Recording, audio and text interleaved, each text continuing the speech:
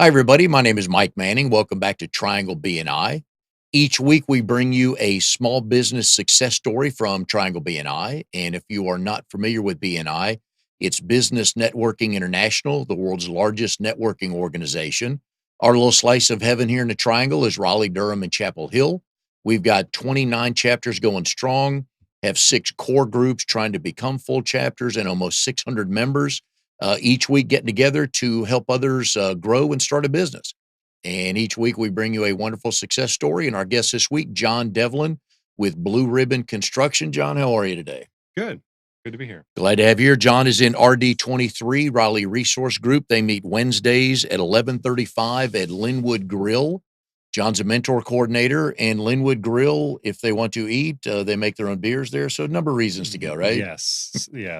Try to stay away from the beer as much as I can, but it's tempting. Oh, it's good. Oh, yeah, because Yeah. they have the location downtown as well, where they basically the brewery, right? Yeah. Okay. Yeah. This is just normal pub fare. Yeah, now it's good stuff. So that's Yeah. Wednesdays at 11:35. Come to the group, RD23. They're growing. You guys are 29 now almost? Yeah.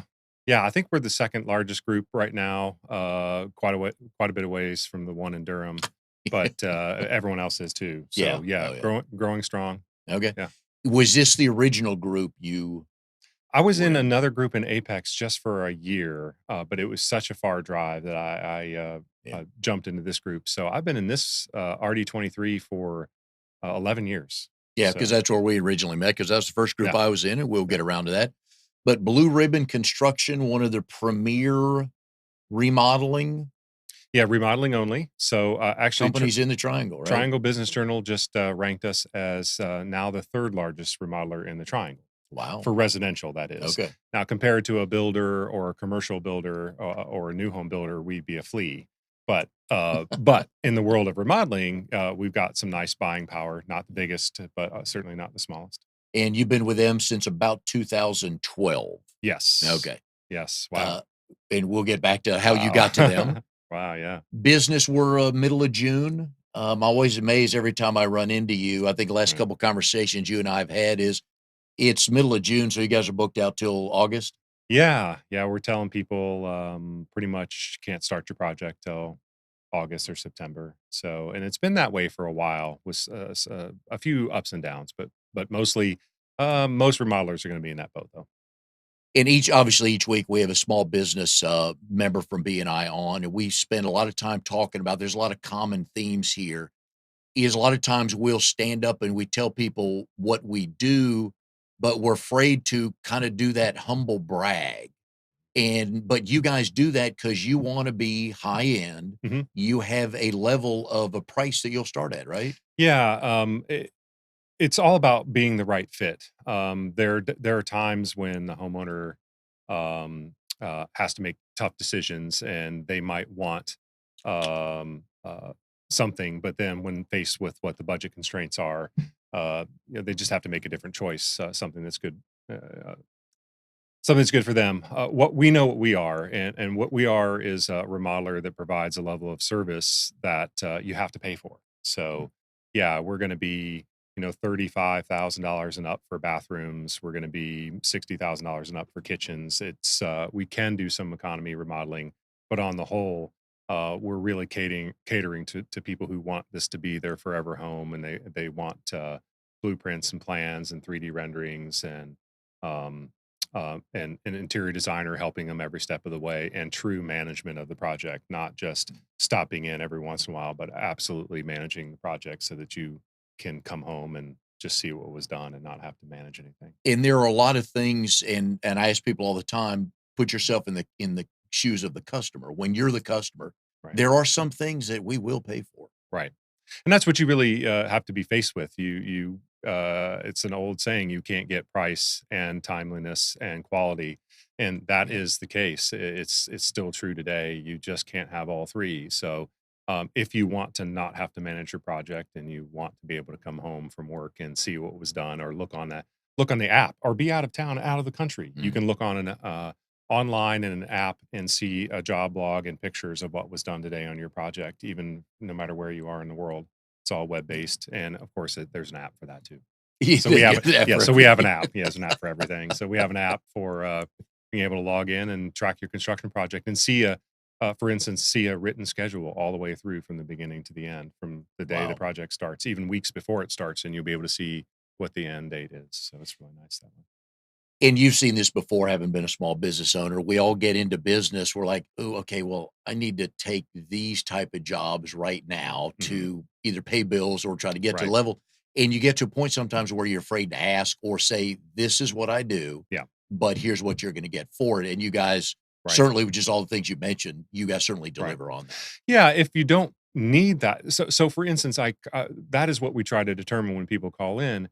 There's we find out. I recently had someone who wanted to finish off their attic, but they just wanted drywall and paint and minimal electrical service and not a lot of detail.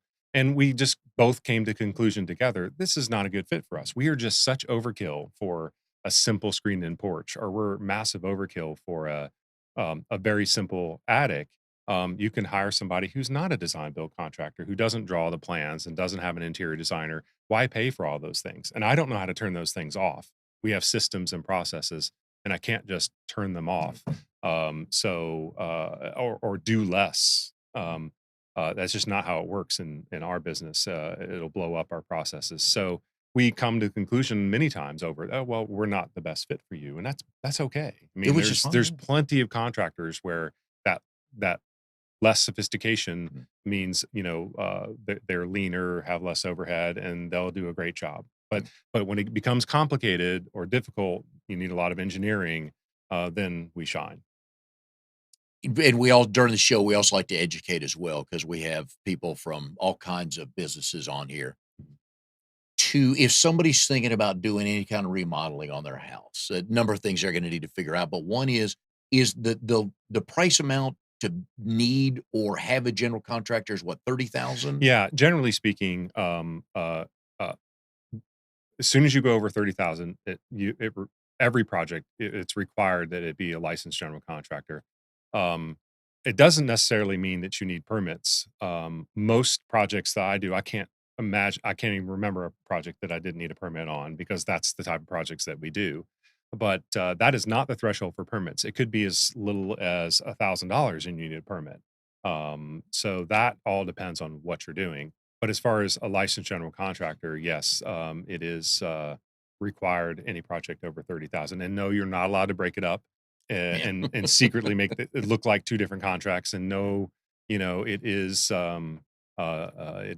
cheating to turn the project into the inspection office as 29,500 when in Mhm. fact it's 50,000, which I've witnessed. Oh, I bet. So yeah. I when you retire, I wanna read the book of stories that you guys Yeah. said. I think we'll pass on that. We don't need to get into Oh trouble for yeah, that. yeah. There's some, and when someone says, "Hey, I want to take this project that wasn't permitted and turn it into a permanent project," I pretty much run. Yeah. Yeah, that is not. You've seen enough of I've those. seen enough of those. I mean, I'm sorry, it's too late by that point. Yeah. You have to undo it all. What homeowners need to understand also is if they do a project that needed permits and somehow they because everybody's got an Uncle Billy that does their Yeah, taxes and their IT stuff and all that, we've run across that. yeah, That could present problems when they come sell the house. yeah. Both insurance wise and if a savvy real estate agent, if the purchaser is bringing along a real estate agent who's savvy enough, or a home inspector, for instance, detects it. That's where I notice it the most. A home inspector that the purchaser hires figures out, wait a minute, you're listed as 2,100 square feet, Mhm. but I just added up 2,600 square feet. What, Yeah. then they'll figure out really quickly that you have an unpermitted space and you are toast at that point. Now you're probably going to lose your sale, unless you're in a historic Oakwood where Yeah.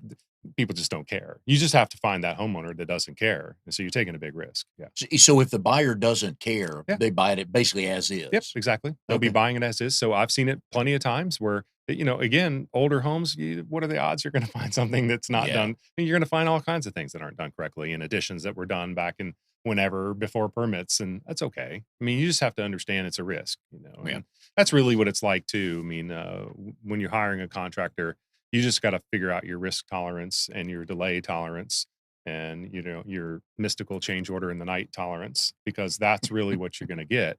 Um, every time you save money, you just increase your risk level in those areas. They're either not going to be finished on time, or they're going to have these, undocumented change orders that they surprise you with, or whatever it may be.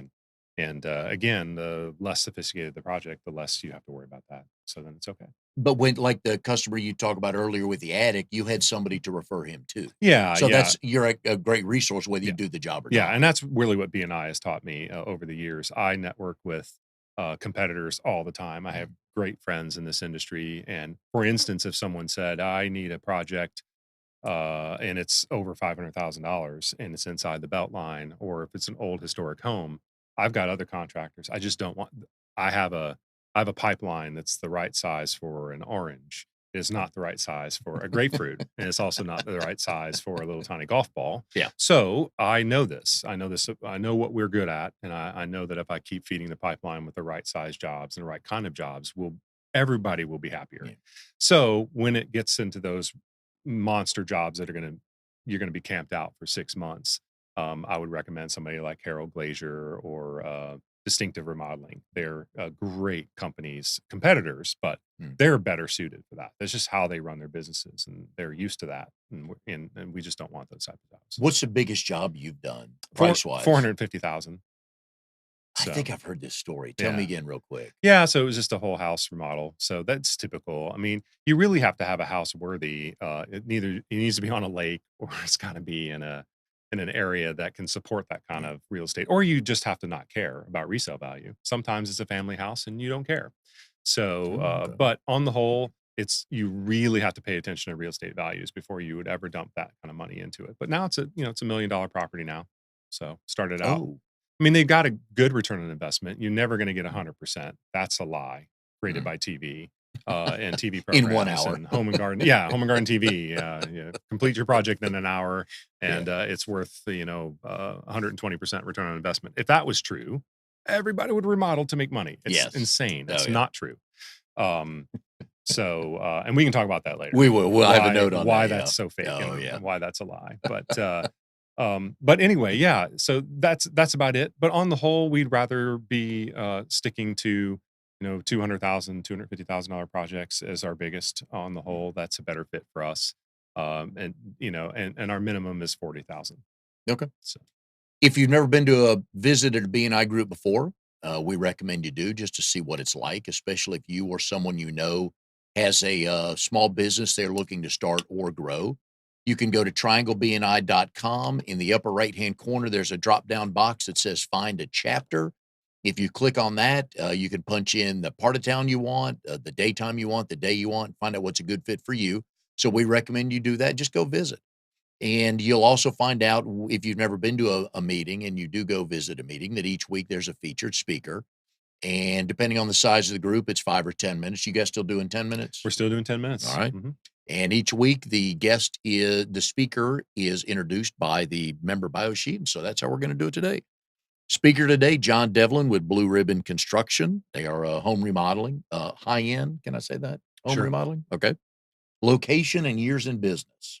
So we're a design build remodeler, and that's the distinction also to Okay. make. But I've been with Blue Ribbon for I think 7 years.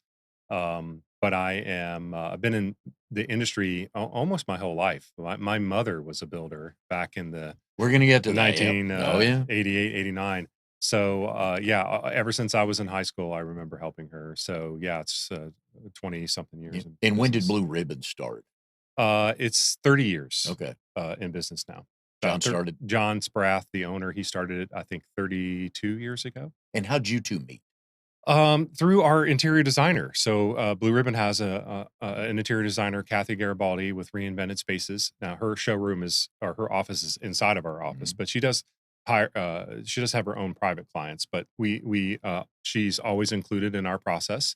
And Kathy has been the designer at Blue Ribbon for a long time, before me, obviously. And she and I go way back and just knew each other from running into each other a long time ago and getting to know each other and referring business back and forth. And then she got me the interview at Blue Ribbon. And you made her so busy she had to leave the BNI chapter. Yes, right? she did. So she was in the BNI chapter for a while too, and now she can't see straight. So yes, between Blue Ribbon and the few clients that she has, she's she's quite busy. Good. Next on the list, previous types of jobs. Now, I've Yeah. got your work history. Yeah. We get our best stories from high school and right after high school. So, do you Yes. have one to share? Yeah. So I've done mostly construction. I remember helping my mom and her houses back in 88 and 89. I was just the grunt. I was running around cleaning up after messy people and had no idea that I was absorbing how houses were built. And so that was a really amazing time. Now that I can still remember roaming through and shoveling gravel and being really grumpy. You know, as a teenager, I could Yeah. care less about this stuff. So I was super grumpy about having to be in this basement shoveling gravel and cleaning up after these pigs. But now I realize now that I all of my foundations about knowing how houses are put together really comes from those areas. And I spent a brief time thinking I might want to be a chemical engineer at the University of Cincinnati, but that didn't last very long. And then I ended up going to work in the family business up in northern Indiana, which was selling roofing, siding, windows, and doors to contractors. So that's where I learned all about building materials. Good. So I've got a really strong background in both building and in building materials and also remodeling. So, So, back in high school when you were working for your mom, what was the family pay rate back then? oh, I can't even remember. I mean, it was so long Was ago. there some I do version of remember. pay? Yeah, there was some pay. I do remember on occasion being asked to drive a, a transaxle dump truck as a 17-year-old, which by the way, you should not have your 17-year-old drive a 15-ton transaxle dump truck, you know, with its manual shift, and you have to know how to drop high and low axles. Yeah, that was really interesting. Uphill out of a rock quarry, Naturally, yeah. naturally, Yeah. yes, into traffic. So I just closed my eyes and hoped that I was so big that people would just move. How far was the drive? It was not. It wasn't bad. I just remember just closing my eyes and hoping when I pulled out that no one was coming Yeah. because I was so slow because you can't do anything about it. You have 15 tons of gravel on a 15-ton dump truck. So yes, that's some of my fond memories. And just working with the trade contractors and running into some characters there. That was kind of fun. But yeah, I've been around it my whole life and remember also working in the building industry, going to window plants, going to siding plants, learning how lots of products are manufactured. That's been invaluable knowledge for me. Have you had a job not in that world? Um, Very briefly, I when I first moved to Raleigh, I worked for my uncle at Mumford's Restoration, which is a furniture restoration company. And my parents' business got bought out. I didn't want to stay in northern Indiana. I mean, it's northern Indiana. Yeah. And if you've not heard of No lake sense. effect snow, you Yeah. just Google lake effect snow and you'll know why I left. Picture of your northern house comes up. yeah, northern. Yeah, just I wanted to live somewhere with a snowblower not being needed. So I gave that to my best friend and laughed, and I've never lived again where I need a snowblower. So but to get here because I love North Carolina, and I grew up going Used to to vacation I here in the grew up beach. going to Wrightsville Yeah. Beach my entire childhood. I have all these wonderful memories at Wrightsville. I absolutely love Wrightsville Beach. And so I'm like, I got to get close to Wrightsville at least. And I have my uncle Bernard Mumford, owner of Mumford's Restoration. He lives here in town, and he needed some help in his business. So I just used it as Mhm. the excuse. And he gave me a great opportunity, and I got to practice sales a lot at his company, helping him and his refinishing company until I could get established here and then move off to doing my own thing. So, like a lot of us, you've never flipped burgers anywhere, anything like that? No, never. Wow. No, went straight from that. Really, that's about it. Yeah, Okay. yeah. Went straight from college straight to working in the family business. So nothing. You're missing out. Oh Yeah. no. Yeah. It was a good Yeah. job at 15. I wouldn't Yeah. recommend it for others. Yeah. But anyways, if people enjoy it, it's good management opportunities and stuff like that. But Yeah. that is funny. Next part of the bio sheet is family, personal and family information. I love your family dynamics and the kids and everything. So I was anxious for people to hear about this because I love your Yes. blended family, and it Yeah. truly is Yeah. with a loving heart, a blended Yeah. family. Yeah. Definitely multicultural. So March 10th, 1990. I do remember my wedding anniversary. Okay. So gotta Now, have that memorized. and Anne, right? Yes, Okay. and, And so we were high school sweethearts. I asked her out the end of my junior year, the end of her senior year in high school, okay. and so we've been together ever since. And I always Um, ask people, do you both tell that story the same? yes, Yes, she remembers being high school sweethearts, and, Does she yes. remember the first time you asked her Oh, out? absolutely, yeah, And what yeah. did she tell We you went that to Casano's Pizza, in Sydney, Ohio. eh, So, I was marooned in Ohio at the time, yeah, yeah, we remember that, and then, she went off to college, but we stayed together, and then she transferred down to Cincinnati so we could stay together. And then, a little earlier than we wanted, we started a family. So mhm. we have, Max, who is, 28, and he's a cabinet installer. Is he still working for John? No, he owns his own company, Oh, Carolina nice. Renovation. He installs cabinets for us and several other contractors, and he also works for homeowners refinishing their Oh, very cabinets or cool. installing cabinets for them. But we keep him pretty darn busy too. And then I have a daughter, Susie, who's 24, and she's um, off at UNC Greensboro. And then 17-year-old daughter that's adopted from China because we supposedly couldn't have any more children, then a 14-year-old son who's adopted from Guatemala, and then a surprise biological baby who's my little baby who's now 11. So yes, We always hear those I know, stories. right?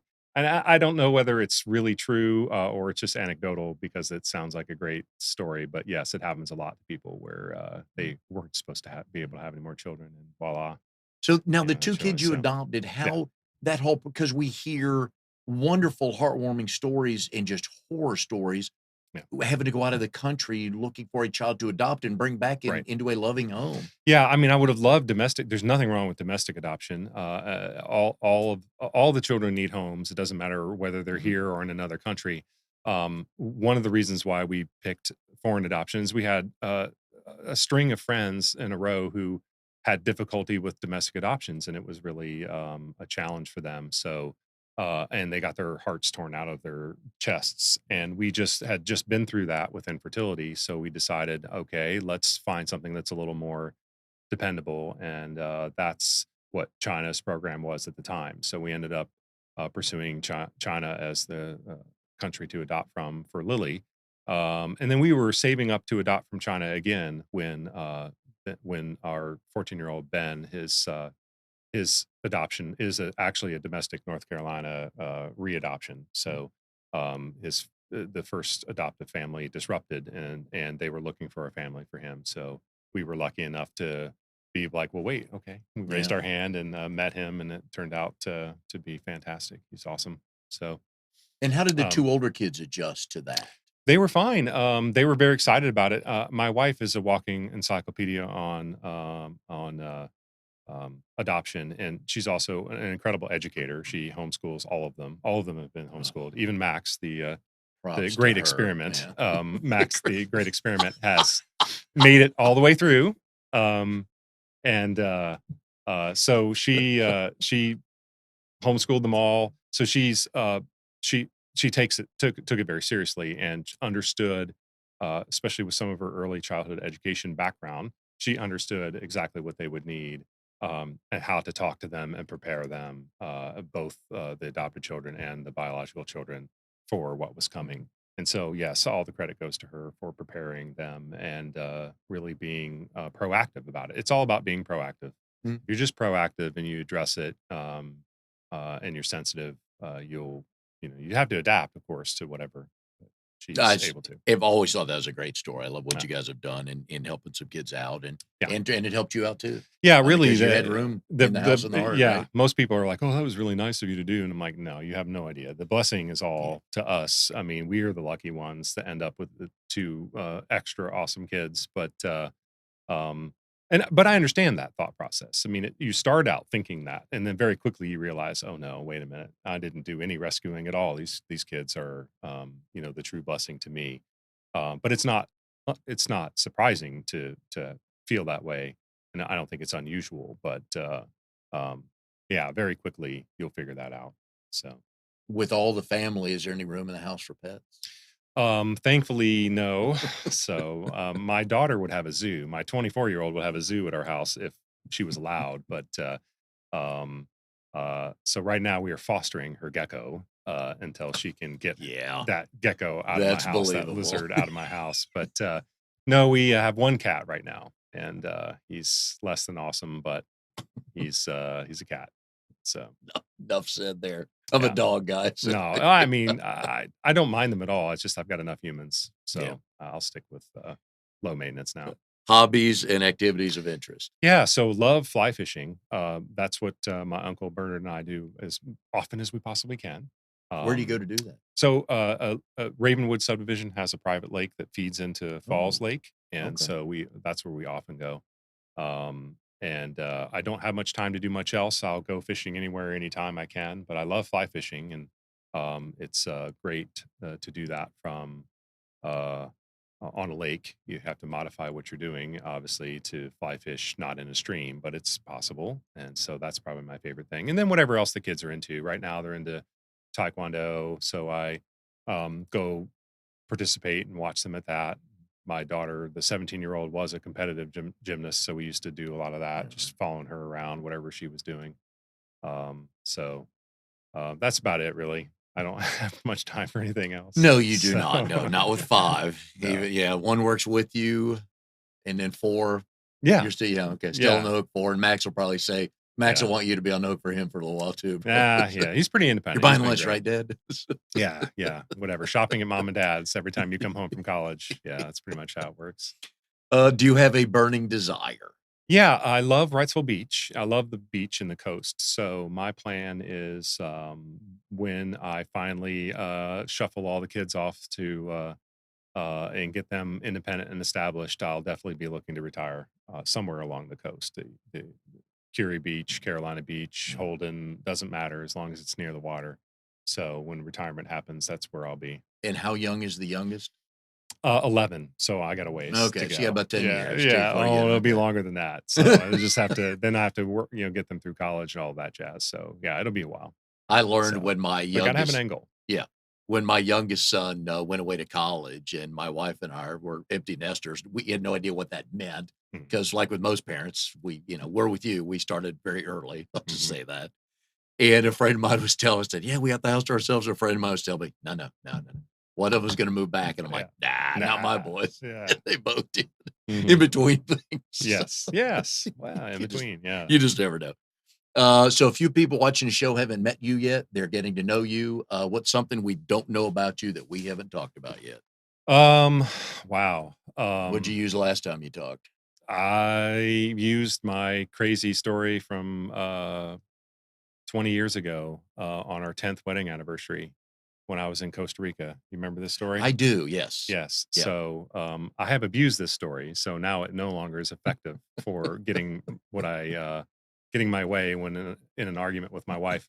But yeah, 10 years ago for our 10th wedding anniversary, we were on a trip in Costa Rica with it was a business trip with a lot of customers there, and I thought it would be really cool to do a horseback riding tour through the cloud forest for our anniversary. And my wife thought that was great. So we were on these horses. We're out in the middle of nowhere in the cloud forest, which is just a step below a rainforest. And we find some monkeys in the trees. And we're like, how cool this is, the monkeys. And they're jumping around and hooting and hollering. And all of a sudden, we hear this buzzing sound. And we're like, that's weird. We're in the middle of the jungle. Where can this buzzing coming from? And a black cloud of death comes out of the sky, out of the tree canopy. And it's Africanized killer bees. An entire nest was disturbed by the monkeys. They went bananas, started stinging everybody in the whole group all over the place. Insane. So our very well trained horses and the guide said, "We got to get out of here." Slaps her horse. They all take off at a full gallop. All of our horses are beautifully trained. They follow. They don't throw us off, but they follow at a full gallop. Oh, None yeah. of us know how to ride horses. My feet are not in the stirrups, nor are my wife's, because keeping your feet in stirrups is really difficult when you don't know how to ride. And we were all sore. So I'm holding on for my dear life. I manage while at a full gallop to get my feet back in the stirrups. So I've got some stability, but I hear my wife right behind me saying, I can't hold on much longer. And I look over my shoulder and she can't get her feet in the stirrups. She's holding on to the pommel as hard as she can, but she's starting to fall off. She's basically hanging on to the horse, holding on sideways. So the Indiana Jones music starts. I rein back my horse, get alongside of her, and I grab the back pocket of her jeans and I lift her back onto the horse right when she was about to fall off and saved her life from an attack of killer bees while on horseback in Costa Rica. And that still doesn't work. People are tired No, of no. hearing that. See, no. The thing is that I abused it. Every time I got in an argument, I'd be like, "Oh, I did save your life," Oh, okay. and now it's too late. so I've ruined it. I've ruined it. I brought it up too many times. But So on its own, in context, yeah. was an awesome feat. Yeah, I don't know how I did it. I just and what's so strange too is the bees had a lot of targets. So everybody got stung. Horses got stung. Everybody got stung. I think the minimum was 4 times and the maximum was 13 times. Which isn't bad because the stings are just normal stings. It's just that there's a lot of bees. But you can Okay. imagine there's 10 people in this group and everybody's getting stung, but I got stung 0. So I have no idea how I walk away with no stings, is I'm sure still she pointed that out, oh, right? Yeah. I didn't tell anybody. Oh, no. For days, I didn't tell anybody because 'cause they're all crying and bee stings in their ears and their lips and their faces, and they're all swelling up, and, thankfully, no one was allergic, so that would have been devastating, but A yeah, it good was fun. story. I like Yeah. it. I Yeah, like that it. was, It's impressive. Most yeah, husbands, yeah. yeah, we're not gonna be able to do that. No, no, it's But when really adrenaline kicks in, yeah, right? yeah, it really did happen. I had no idea. I just have no idea how I did it, but Too funny. yeah. We are here with John Devlin, Blue Ribbon Construction. They are a design, build, renovator, one of the third biggest one in the Triangle area. So please go check them out if you are looking to do an upgrade on your house that fits with how they can help you. Couple things I want to talk about or that I want to ask you. One is when did you literally hear BNI for the first time? Yeah, was wonderful, person, John Allen with Capital Restoration. My son worked for him for a lot of years.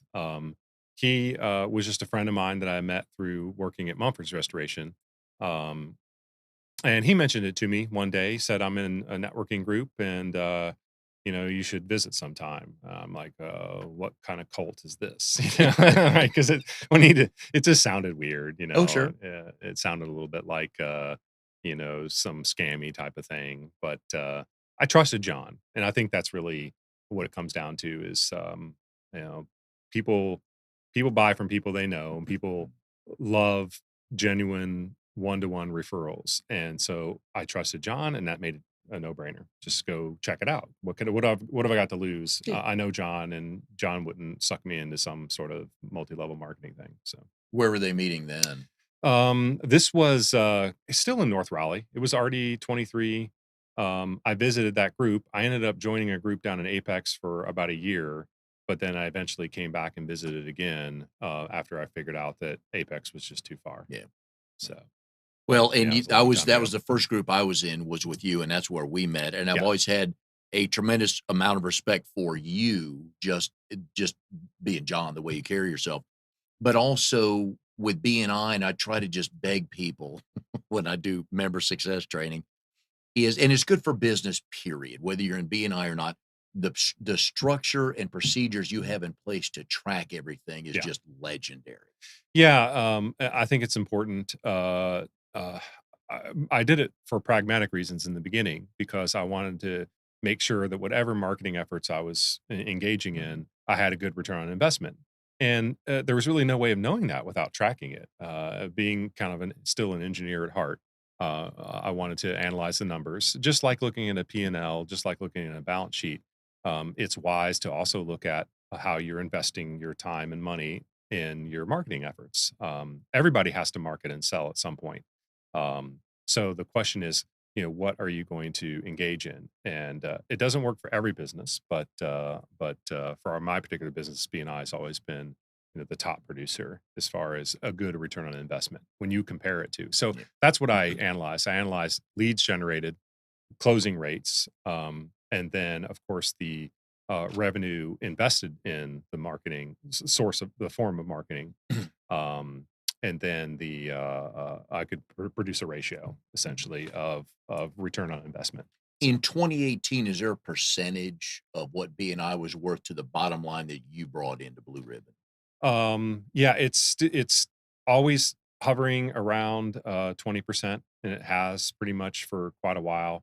I know for some businesses it's quite a bit more. I Mhm. don't need it to be more than that. But because I get so many past customers who refer me to their neighbors or friends, it's still referrals are still the number one source by a Yeah. lot. It's just where do they come from? So we of course ask for referrals to neighbors and friends and family, and then of course we have return repeat clients often once they recover from their initial remodel. And then yeah, so then BNI is right up there with them. But if you were to look at the grassroots referrals as a whole, it's well over half of our business ultimately. Yeah. But so we just do very little print advertising. In fact, none at Yeah. this point. But So you guys have John and you and part of the team, everybody's been involved with that over the years. yes. You've built that to that point. Yeah, it does take time. You can't probably just come right out of the gates and do nothing but that. But it's all an overall arcing approach. It's not just one thing. It's trucks and yard signs and um, presence at the home shows and things of that sort that produce kind of this large swath that you cover. But the primary source is definitely referral based. In every industry, no matter who you are or what you do, has to change with the times. And you guys, one of the big things now is aging in place renovations Yes. because the populace is growing Yep. older. We're Mhm. healthier. Hopefully, we got a couple more bucks, and we just want to stay in our house, don't Right. we? Right, and, that I have to give the credit to John Sprath for, many years ago, he recognized that trend. He recognized that, a lot of baby boomers were getting to the age where they're gonna have to start thinking about mobility concerns. It's just the odds are you're gonna have increase in mobility issues as you get older, and there's a bigger group of, populace getting older, and better technology keeping everybody alive. So the end result is, you end up with, um, some some mobility concerns, and so that's really what aging in place remodeling is all about. That's the politically correct way of Yeah. saying it. It is essentially taking universal design that you'd find in a commercial setting and applying it in a residential setting. There is Mhm. no specific residential universal design code. So when we um, do a design for aging in place, it's at our we have the liberty to design it however we want. However, we try to apply as many of universal design codes as we can to a residential setting, but not have it look like a rehab center. That's the important thing. We don't want it to look like you are at a retirement home. Yeah. Um, so it still feels wonderful, residential and homey, but lots of features. It's most of the time it's bathrooms. I Just would, depends. We just yeah. figure out what the person's needs are Yeah, and I was gonna first. say the first two things that when you first started talking about this, the first 2 things that came to my mind were the ramp leading to the front door Yeah. if needed, Mhm. and the bathrooms. Yeah. But there's others, Yeah, as you've learned, right? yeah, and sometimes the answer is you need to move, and we're fine. Sometimes that's the conclusion. You don't have a house that's ever really going to be compatible with really aging in place, and that's okay too. Sometimes that happens. That's why there's a lot of realtors that specialize in helping find homes that are great candidates for aging in place. Sometimes you just aren't ever going to get there, but we can tell you that pretty quickly, and will if that's the case. But on the whole, if it's possible, there's lots of little things. Really asking questions and even getting the help of a physical therapist, if you have one, is critical because they're the people that are going to really be able to advise us. They know that homeowner the best, and so it just you got to ask a lot of questions and figure out, well, what are they going to need? And you're And seeing more and more of those calls coming in. oh yeah, more and more. I mean, I just finished that for my parents' house, and I would say a good third of the bathroom remodels we do are have aging in place features, if not fully blown aging in place. Because many of them don't really cost that much more to put in anymore. If you're going to bother to rip out a shower and do it all over, putting in a curbless entry really doesn't cost that much anymore because of advances in technology. So it makes it. I just tell people, even if only for resale or if you have parents come visiting, Yeah. they're going to really appreciate that they don't have to step over something.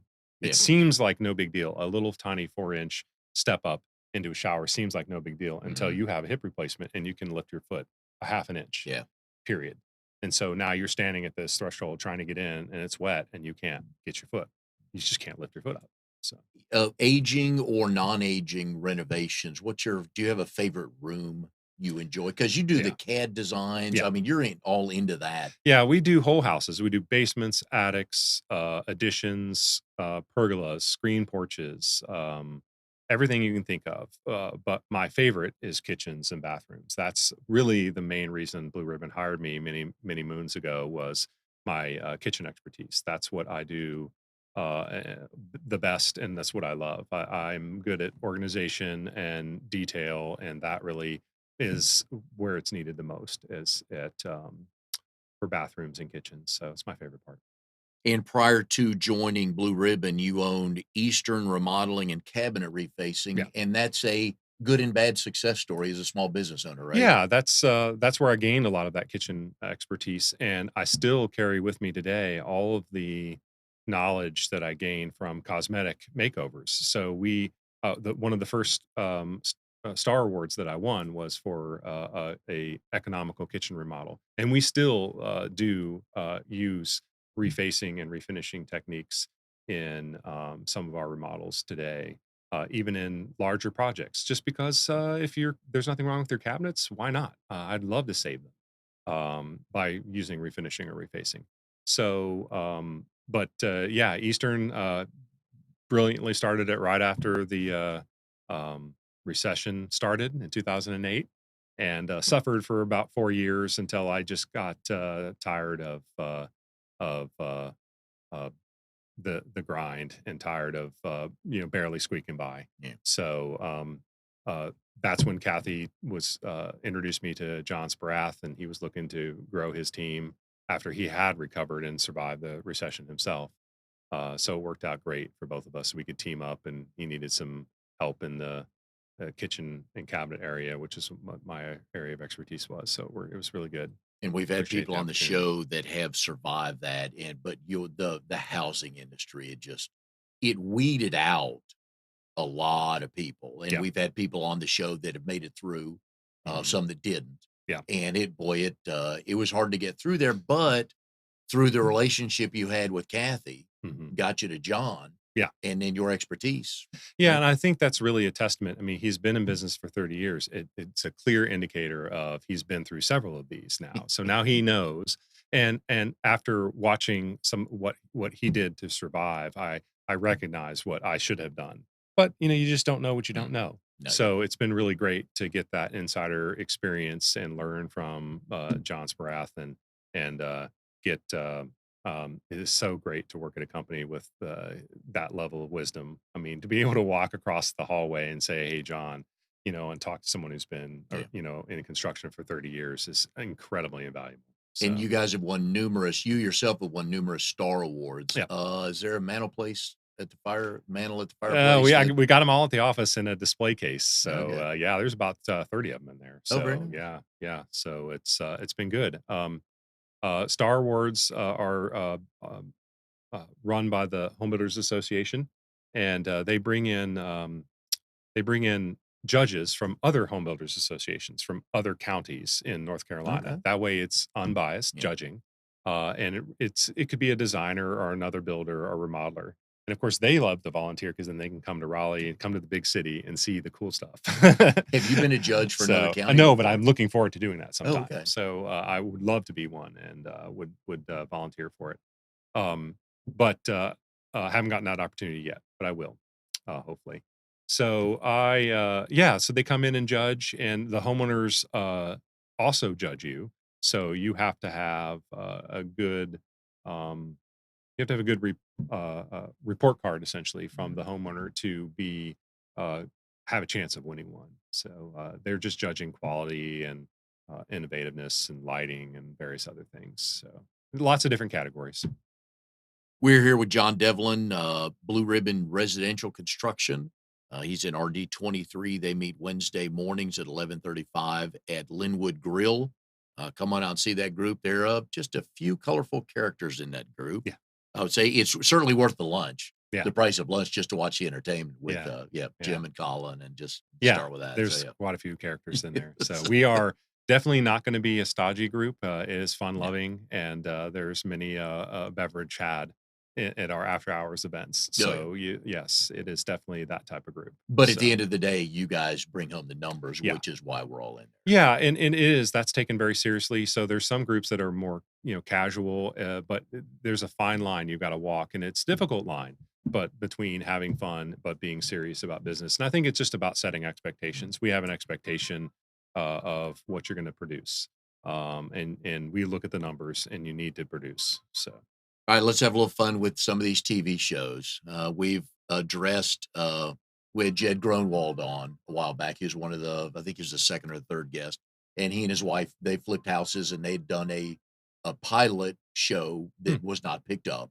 Okay. And they both would go out to find houses to flip, Hmm. bring it back, and figure out which one. And I've heard stories from an electrician and a plumber that were involved in one of these shows. But let's pull the cover back on what really goes on these shows. While they are fun to watch, Yes. because like you said earlier, the best part about the show is just the before and after. Yeah. But in the middle is not the real world, is it? No, it's not. I mean, I watch some of those shows too, and there are some, especially if you speak poorly of Joanna, you'll be in hot water really quickly with a lot of homeowners. She is beloved.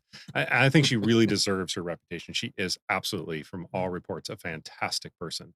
But it doesn't mean it's reality. So it's a TV show with TV show schedules and with TV show and ratings being the driving force behind it, not homeowner satisfaction, not a good quality workmanship. What it's all about is ratings and thus selling commercials. They are not about No. remodeling. Yeah. They're about selling advertising to advertisers. So it's completely biased information. So it is unrealistic timelines. Budgets are unrealistic. This is my Yes. favorite part. I love when people say, "Well, I just watched this show," and I'm like, "Yeah, they got free materials and or free labor. Mhm. So if you could get free materials, yes, I can give it to you for that budget. But since you actually have to pay for your materials and your labor, yes, that's going to be a problem." So really, firsthand knowledge of how some local people do it. I won't mention the name of the show, but there's a show that's local, and I have firsthand knowledge of how they do it. If you appear on the show as a trade contractor, like let's say you're a shower door company, you are only allowed to charge them cost of materials only, with no markup, no labor, no profit. Period. So they're everything that you're seeing on TV is a good 40% below my cost. So not to mention that I actually have to mark it up to make a profit margin to stay in business. And So sometimes with the tradespeople, you may or may not see the company logo on yeah. their shirt, Oh, and I'm yeah, they sure that's barely even tied get to any credit at all. So it's, hard to believe that people would want to do that, but I guess it's just for the cool part of being on TV and being able to say that as seen on yeah. HGTV, but, it's still not reality. They, there's no way you're gonna make a remodeling project be that quick. It's not possible. Every now and then something Uh, will come up and I'm not. When I see uh, the microphone coming yeah, down, it's like, I okay, this is used to gonna be watch good. these shows. Yes. Yeah. And They're it fun. is ridiculous. I mean, I don't think I've ever seen one and I said, yeah. Yeah. You always see things, they do it and it looks great, like in a yard. But you figure Yeah. the first train and that whole thing is changing Yes. the way that it's going to look or function. Yeah. Why would people want that? My favorite know? is that we had Jonathan Brothers on a few weeks ago. We were talking about he was involved in a potential show, and the producer was like, "There's not enough drama here. I need drama." Yes. And my favorite is when they pull away the drywall. Wow, we didn't think we were going to find this Yeah. here. Yeah. Just Yeah. love that. Yeah, and those things are so staged. Most of the time, people have lived in the house for several years Mhm. before they actually, and they're pretending that they're going to look for another house. I mean, it's not real at all. They've lived there for 2 years, and yes, they're getting a deal, but they're also giving up all of their creative rights. They don't get to interact like they would with me to design. They have to give all their designing rights away to somebody else, and to somebody who on occasion produces real. I've been into a house that was done by the local company and it looked good. It was a basement that was done and it was done well. But that's not always the case. There's been several lawsuits also filed because it wasn't done well. So it's just hit and miss. But you don't have a lot of recourse since you've signed a non-disclosure agreement. So you can't do a lot. So you're risking a lot to sue them and to go public. Now, So and I'm just going to use the Property Brothers because my wife likes watching that, is they'll say the yes. timeline. I think the other shows do this well. Love Yeah. It or List It. Too much drama for me, but Yes. that's another show. Yes, it's But the intentional. Property Brothers will show, okay, it'll be 6-week reno timeline. Yeah. How long would that how long is the filming of this taking them? Pretty much double whatever you hear them say is a timeline. It's double. Bathrooms, there's almost no way they're going to be done faster than 8 weeks. That's everybody, unless you don't pull permits. Now you can do them a lot faster if you don't pull permits and go through the proper steps and procedures. But I'm about 8 weeks for a bathroom, and so is all my competition. And I know this because we talk together. I Mhm. mean, we're friends. I'm friends with quality design and construction. I'm friends with like I said, Harold Glazier earlier, and several other ones. The renovation specialists, they're a great company who works on older homes, and I refer all the older homes because I just can't do it. They know so much more than I do about if the homes before 1950, you need to go call those guys instead. So but we meet together and we talk and we Yeah. exchange ideas and try to make us all better. But yeah, they're all the same. Yeah. They're all 8 weeks for a bathroom and 10 weeks for a kitchen. That there's just no much escaping that. And you can always tell when a show is up north when they show up a 1,500 square foot house for Yeah, right. $692,000. Like, okay, well, that's right on. If it's Wow. not in Canada, it's right on the board there Yeah, because a lot of exactly. those shows are in Canada. Yeah, they are. But And but they're good for entertainment as long as you oh yeah, understand that they're entertainment. Now, my suggestion would be to attempt to get your advice from an unbiased source. So, if you Google what will my kitchen remodel cost, what will pop up is two or three sites um, uh, that are um, sites that make their profit off of selling leads to homeowners. So Angie's List, Home yeah, Advisor will pop up and populate your entire first screen full of guides on how much kitchen remodels cost and bathroom remodels cost. Well, think about who you're getting advice from. You're getting advice from somebody who is selling leads to contractors. They are not motivated whatsoever to give you the truth. They're motivated to generate leads to make them money to sell those leads to contractors. So, incredibly tempting to tell you much lower prices for all the remodeling projects than what reality may be, or at least give you a really low end to the range. Um, because then it's more achievable. Then they have a much higher click through rate and a much better chance yeah. of selling a lead to a contractor. And then the contractor has to tell you it's double what you saw on the internet. And you're, how's that possible? No, it's because you're trusting a source that is biased. So I love cost versus value report. I think they're produced by Remodeling Magazine. Uh, Is that a website? so Remodeling Magazine, Okay. who sells magazines to contractors. So they're not trying to sell leads. They're Oh, just selling magazines and they sell ads, of course, mhm. just like any other magazine. But they sell their revenue sources selling ads that are targeted to contractors, not trying to sell leads. So they produce a report called Cost versus Value Report. And not only does it give you cost of remodeling projects, but it gives you the return on investment of said remodeling projects, which is really handy. So yeah, if you just Google cost vs value, you'll go straight there, and it'll be Remodeling Magazine's cost versus value report. I think it's a great source, very very unbiased information and much more realistic. So if somebody watching or listening is thinking about doing something like this, what are the first couple three questions they need to ask somebody like you that's either wants to do the work or will do the work? Yeah. So you really need to be trying to figure out if it's a good fit, right? That's the polite way of saying it. But if it's too big of a project or too small of a project for the contractor, it's not going to be good for either of you. Um, uh, the other thing, of course, we actually have a list of something like 20 questions that you should ask your contractor. So, does everybody who steps in my home have workers' comp and general liability? I was just going That's there. one. Yep. Number two is if it's over 30,000, are you a licensed general contractor? And by the way, what's your license number? And Hmm. get it and then look it up. Yeah. Because it can't be Uncle Joe's license number. It can't be their friends. It has to be someone who you can't borrow someone's contractor's license. That's a misdemeanor, by the Oh, way. that's been done. So, oh yeah, it's done all the time. So that would be another one. Then uh, how about your employees? Are they background checked? Mm. That's another one. How about all the trade contractors that you bring into my house? Are those people background checked? Because these people are going to be in your home, and especially if you have children like me, I do not want people who have not been background checked, sex offender, legal, criminal, all those things. Don't want anybody in my house that has not all those things. Another great question to ask is, are you financially stable? Asking it just like that.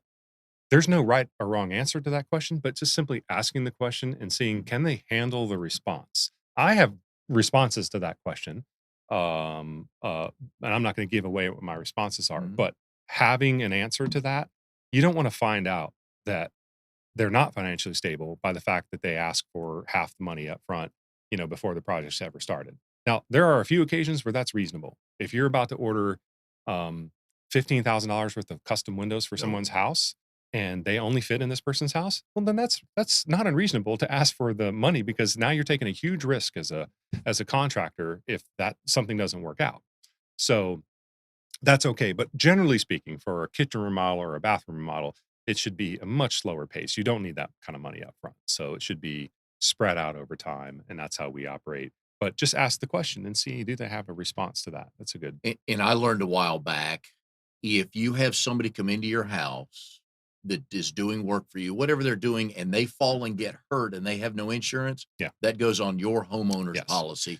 And Yes. most people do not ever ask for any of that paperwork. Right.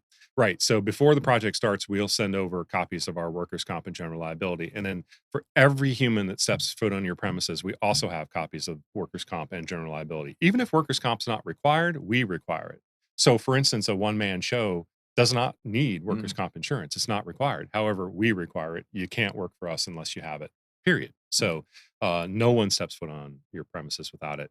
Um, uh, Other good things to ask are um, because most contractors use some sort of trade contractors. Some people subcontract out everything. Some people have their own employees for certain parts, but there's almost no company that has electricians on staff and plumbers on staff and HVAC companies on staff. I mean, that's unreasonable. You just don't have enough work to keep a HVAC person on staff.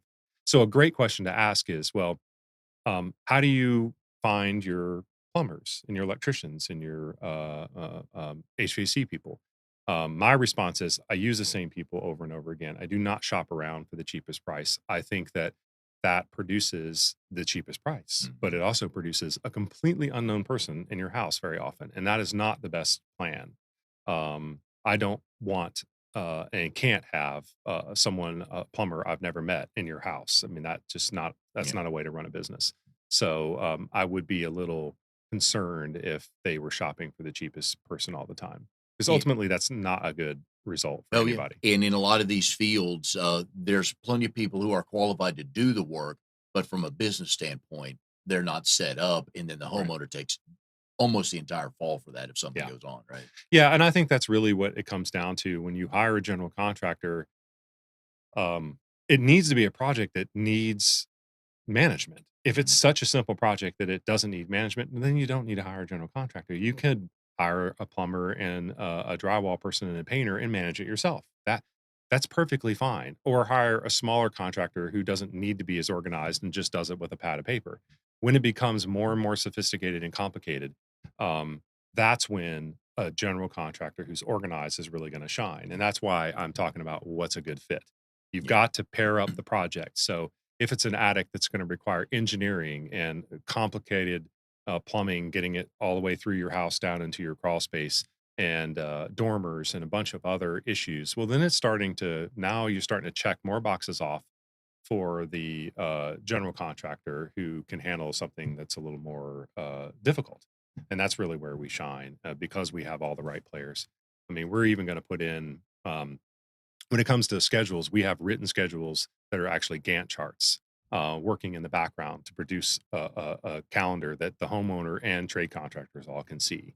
So that's fairly unique. There's not a lot of contractors who will publish your No. schedule before the job even starts. And not only that, but show you the Gantt chart that's working in the background to produce said schedule. And So, nor will or every even know what a Gantt chart is. I was gonna ask you that, but I thought, Right. no, I'm not Yeah. supposed to know that. You And can pretend to know there you go. that. And the other thing is, a lot of the contractor, they'll show you the pricing on everything, Mm, how much every bit of it costs instead yeah. of going, uh, 18,000. Right. And you're like, okay, what's so again, that's just another accountability factor. Yeah. It deletes your credibility that I like, Yeah. that you guys do as well. Real quick, any renovations or tweaks people should think about doing if they're getting ready to sell their house? Yeah. So it's one of my favorite subjects. So cost versus value report is a great source for learning about return on investment. But anything that's curb appeal based, so not even if you don't want to go to look at cost versus value, I can tell you that anything that's curb appeal based is going to be your maximum return on investment.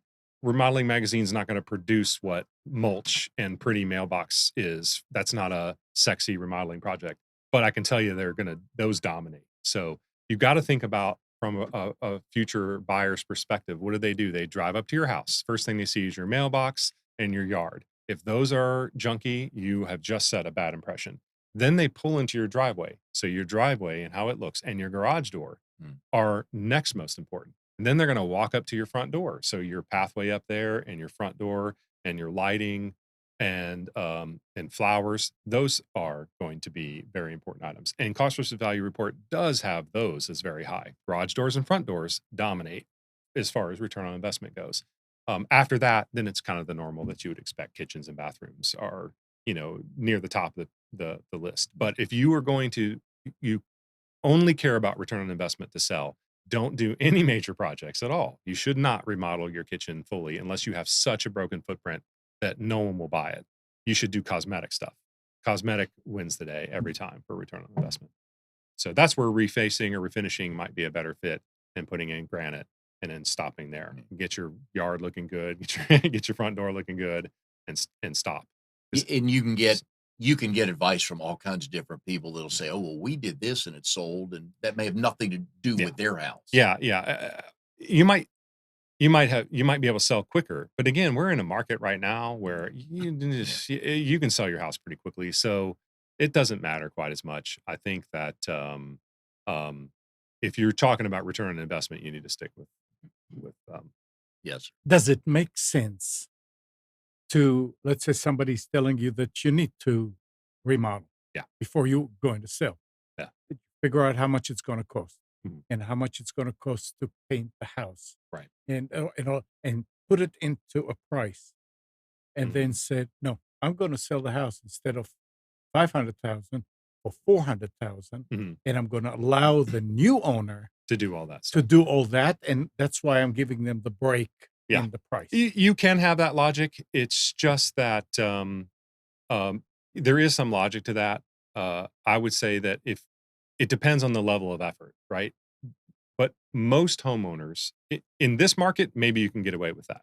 In a market where there's a lot of inventory and it's not a seller's market, that would be difficult to pull off because most people don't have the imagination, and so they see it and it just intimidates them too much and they won't go through with it. But it depends on what it is. I can say that you know if you can go through some minimal effort things, you'll be way better for it. It's just like selling your car. You would vacuum it and wash it. Well, those are fairly minimal, but it doesn't mean you get all 4 new tires. I mean, that's kind of crazy. So it's the same type of thing with a house. Painting, you do very inexpensive things, possibly even calling a home inspector to have them go through proactively, because you would not believe some of the things that will make people panic. They hear about, now it doesn't make me panic when I hear about, the pressure regulation valve on the house is defective. That doesn't make me panic. I'm a contractor though. It makes most people freak out and panic. And they're thinking, oh, my pipe's going to burst. I mean, it's a $400 fix. It's no big deal. When you say mold, or you say mold, or you say there's loose wiring in the crawl space. Well, it's just one junction box with some wires hanging out that are dead, but it freaks people out. They can imagine sparks flying and their house burning down and all their children, so those are the types of things I would strongly recommend hiring a home inspector. By the way, we've got a great one in our BNI group. Kevin, we But appreciate that. yes, so he can come in and tell you a lot of those things, and you can kind of proactively pick and choose some of the scarier looking items, get them addressed, and then when they hire somebody, they'll have very few things to pick on, because it's emotional, and I think that's really what you've got to think about. Is not many people are capable of separating themselves. Think about when you've watched all these TV shows and people come in and go, I can't stand these bright colors. I'm like, that's so Just cheap. paint It. What's the big deal? You should be love looking that. at the bones and I should be love looking that, at the yeah. flow. And they're completely ignoring that the flow of the kitchen's so broken that it doesn't matter what you do cosmetically. It's just terrible. So yeah, that's what I would pay more attention to. Well, But John, good question. Yep, it is. He always chimes in with good stuff. So but you're right though. In this market, what we learned is in the $150,000 to $300,000 range for your house, you're going to get 10, 15, 20% over it anyway. So Right. I mean, we're in As such a is, great yeah. market now. No, don't fix Oh, yeah. anything. Yeah. And if you're inside the belt line, don't touch a thing. Don't 'cause touch it. it'll Don't even worry sell. about it. Yeah, don't even worry about it. Anyways, John Devlin, Blue Ribbon Construction. We appreciate having you on the show today, telling some stories and giving some advice to folks on what they need to do for their house. If you really want a job well done, folks, and John talked to you about what they bring to the table, your comfort level and the professionalism they bring, please give them a call at Blue Ribbon Construction, 919-796-2239. And we'll see you next week on Triangle BNI.